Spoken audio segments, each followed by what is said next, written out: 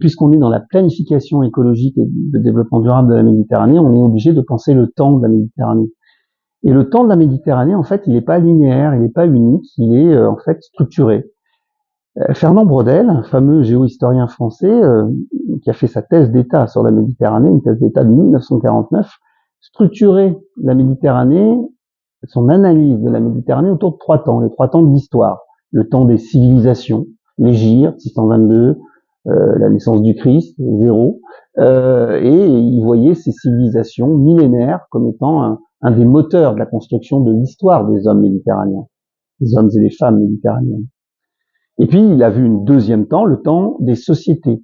Le temps du société, par exemple, aujourd'hui, on est dans le temps de la société industrielle, de la société de consommation. La société industrielle, elle puise son origine au XVIIIe siècle avec l'invention de la machine à vapeur, qui permet aux hommes de modifier leur environnement de manière industrielle. C'est un temps qui se mesure en centaines d'années. Et puis, il y avait enfin le temps des individus, le temps de nos vies, nous, humains, ou êtres vivants, généralement, qui se mesure en général de l'ordre de l'année, quelques dizaines d'années. C'était la théorie des 3 temps de l'histoire de Braudel. Et je crois qu'aujourd'hui, on est arrivé à un point de notre histoire et de notre histoire naturelle où il faut concilier les temps de la Terre avec les temps de l'homme et avoir une approche des 5 temps de la biosphère. Et ces 5 temps de la biosphère, ils reprennent les 3 temps de l'histoire, mais ils en ajoutent 2 autres.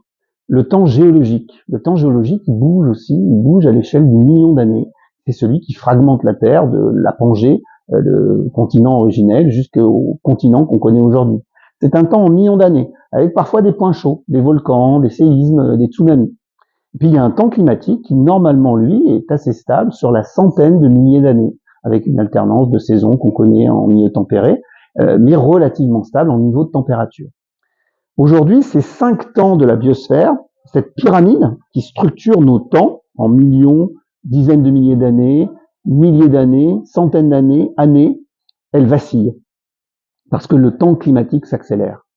En moins de 10 000 ans, on a augmenté la température sur Terre de 5%, de 5 degrés, pardon. Eh bien, là, dans les 200 ans qui viennent, elle va augmenter de nouveau de 3 à 4, 5 degrés selon les zones. C'est-à-dire qu'en 200 ans, on va prendre autant qu'on a pris en 10 000 ans. Donc, on est dans une accélération du changement climatique. Et ça va faire vaciller notre édifice civilisationnel, sociétal et humain. Parce que les fondements de la pyramide bougent, vacillent. Et une conséquence très concrète, c'est la question de l'eau et c'est la question de l'agriculture.